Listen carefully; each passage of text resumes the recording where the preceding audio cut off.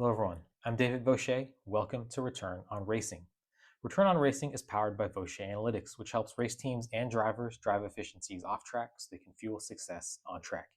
Return on Racing is also brought to you by the Motorsports Sponsorship Accelerator, the most cutting edge resource out there to help you learn how to find, maintain, and grow long term sponsorship relationships. Now, in today's episode of Return on Racing, I want to talk about a topic that in any other realm other than motorsports might seem, if not trivial, then certainly relatively boring, and that's rules and regulations. However, in the context of motorsports, rules and regulations are at the source of some very impassioned debates. However, the context or the relative tone of those debates is very different depending on the series that you're talking about. For instance, in F1, rules and regulations come up a lot, but it always has to do with what's going on track. When we talk about other series that maybe aren't doing as well as F1 currently and are on a path or not towards some of that success, rules and regulations are very different. Now, I want to stop being obtuse here and just name the WRC and the WEC, the World Rally Championship and the World Endurance Championship. Those two series have very different fortunes, and rules and regulations come up because they literally affect the path of each of those series. And as I was thinking of a framework to put around this, I had an insight based on another topic or another hobby rather that's really, really important to me, and that's gaming. So, with that perhaps a little bit meandering introduction in mind, I want to talk about a framework to put around this idea of rules and regulations and what it can teach us about the respective paths of the WEC and the WRC. So, let's get started. Video games and motorsports have long shared a cultural connection, most visibly through the rise of sim racing. But the overlap runs deeper than fans or aesthetics. Underneath both lies a common economic engine: platform strategy. This episode of Return on Racing explores how racing series, like video game consoles, operate as multi sided platforms. Their success depends not just on spectacle, but on attracting and retaining developers. In gaming, that means studios. In motorsports, it means manufacturers and elite teams. Framed this way, it becomes clear why the WEC is expanding while the WRC is losing ground and stands to lose more. And this also provides a repeatable framework on which to base future regulations changes. So let's talk first about platform economics and explain what those are. A platform connects two or more interdependent groups, typically producers, those are sellers, and consumers, those are buyers. So think Airbnb, Amazon, or eBay. These aren't just products, they're ecosystems. Among all business models, platforms are uniquely powerful. Once critical mass is achieved, they generate value by facilitating interactions. Sellers find buyers, buyers get what they need, and the platform takes a cut. But getting started is hard. The central challenge is as follows: do you pursue supply or demand first? In gaming, history has shown that high quality games drive success right out of the gate, or rather, they're a very good leading indicator that the console is going to do well. And so you have to make a console that's initially very attractive to producers. So let's talk about that. Let's now go one step below the abstract of just platform economics and talk about the video game console as a platform. Consoles like PlayStation and Xbox don't just sell hardware, they connect several parties. So, first, developers who create games and want to sell them via the console platform. Of course, then there are players who buy and play them via that same platform. And then beyond that, we have publishers, accessory makers, and service providers who all in their own way add value to the ecosystem. While all sides matter, the platform lives or dies by its developers. This is really key because no games, no players means no platform, basically. So, in this chicken and egg conundrum, my hypothesis is that the developers are the most important side. Again, no games means no players, means no platform. Sony's original PlayStation, the PSX, proved this. And if you're of my generation of gamers, then you'll know roughly what the story was. It wasn't necessarily the most powerful console of its generation on paper. I mean, we all remember the bit wars, right? So PlayStation was supposed to be 32 bits, Nintendo's was the N64. However, the PlayStation provided advantages over established incumbents, such as cheaper game distribution via CD rather than cartridge. This allowed also for more creative outlets. And it really made Sony a bit of, it gave it an advantage despite being an underdog. And this was also, in turn, despite its very large status as a consumer electronics powerhouse. So there were a lot of question marks around the launch of the PlayStation, but they were sort of mitigated upfront by some of these choices that Sony made to get developers on board. And so major studios backed it early. Its content library literally exploded, and the PlayStation brand is now a global powerhouse. So, with that in mind, with this analogy set of video games being a platform and developers being really the first step necessary to building that platform, let's talk about what attracts developers. So, to win over developers, a console must compete on the following dimensions: technical accessibility, this is low barriers to entry; revenue share and economics, so there's a path to clear monetization and cost control. Also, platform, roadmap, and longevity are key. This means predictable rules and long term stability. Support and relationship management is also very important. You want strong developer support and communication. So, just taking this back to video games, if the console is difficult to develop for, which is not a fantastic first step to start with, you at least want there to be strong support on the console manufacturer side to help work through some of the issues. Also, marketing and co-promotion are very important. You want visibility and platform-driven promotion. And then finally, there is policy flexibility and control. That means the freedom to create without sudden rule changes. Okay, so perhaps your mind has already been going where I'm trying to lead it, but think about this.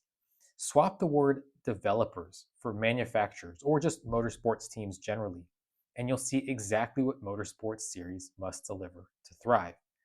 If you go to the source article on the Voce Analytics website, I'll post a link to that in the show notes. There is a summary table outlining all of these key metrics and providing the analogy between gaming console developers and motorsports series manufacturers. And I think once you see that laid one next to the other, you're going to see just how close that analogy is. So please do go check out the article on the website for more of that detail. So, like consoles, Motorsport series must offer a compelling environment for their quote developers, the manufacturers and teams that bring the show to life.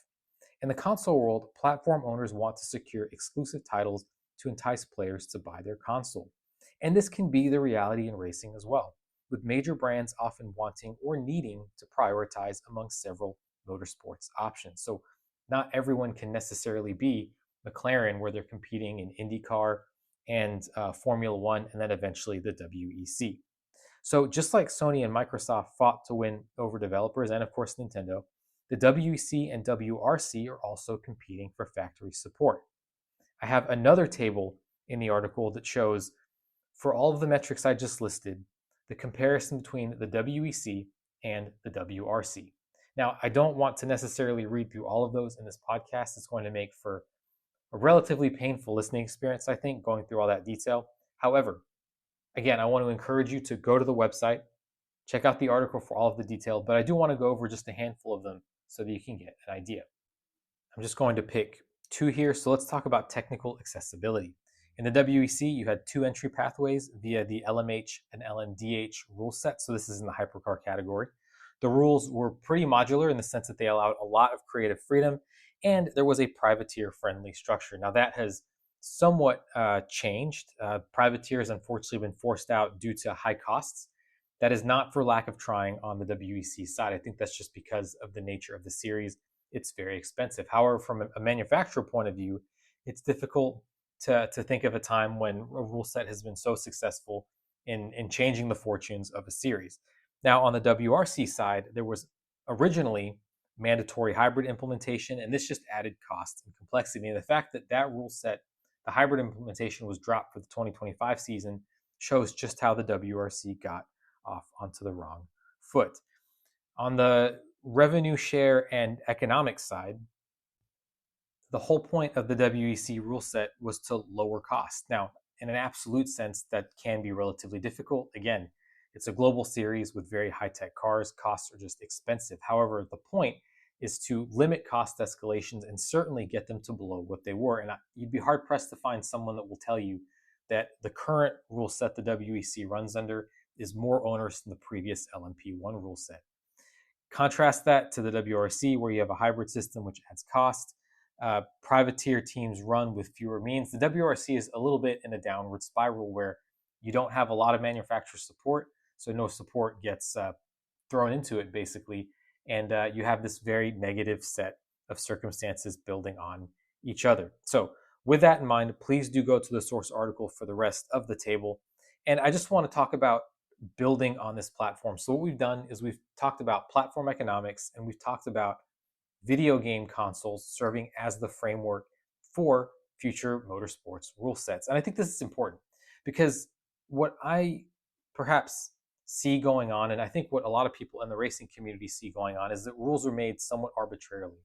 And so my argument is if we have a North Star in mind, we can build rule sets with that North Star and hopefully get to a point where more developers, that is, more motorsports teams, can be attracted to the series. So, with that point, I think it's pretty clear that the histories of the WRC and WEC have unfolded almost counter-cyclically. When LMP1 costs spiraled out of control, the WRC thrived under the World Rally Car formula. You had factory teams, public engagement, and tight racing. But as the WEC took decisive action to reset its platform, launching Hypercar to lower costs and welcome new manufacturers, as well as allow for cross-compatibility, and that's another video game analogy with IMSA, the WRC seemed to have veered off course. Instead of continuing down a path which saw now legendary cars take to the special stages, the WRC seemingly pursued an internal agenda: hybridization at all costs. The result?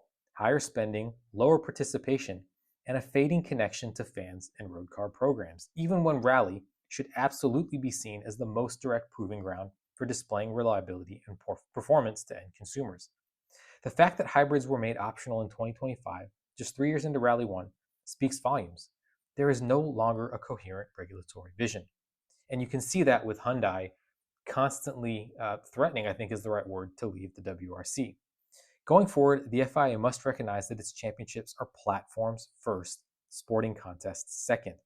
That means rulebooks should not just reflect technical ambitions, they must serve first and foremost the strategic purpose of attracting and retaining contributors.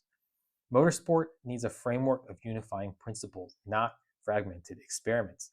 Whether it's the WRC, the WEC, or any other motorsport series, each should be guided by shared pillars: accessibility, economic sustainability, long-term commitment, and a clear value proposition for manufacturers, ensuring that future regulations changes build on previous momentum and maximize the shared gains for all parties involved.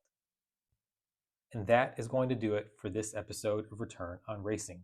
As always, I want to thank you so much for spending your time with me, and I invite you to go check out the website vaucheranalytics.com for more of these insights. If you want even more insights than that, I'd ask that you please sign up for the Return on Racing newsletter. You can do this directly from the front page of vaucheranalytics.com, and what this will do is provide weekly insights covering actionable motorsport strategy, cost breakdowns, and sponsor intel in less than 500 words. So the idea is to give you timely information that you can make useful and actionable as quickly as possible. Again, I want to thank you so much for your time, and I look forward to speaking with you on the next episode of Return on Racing.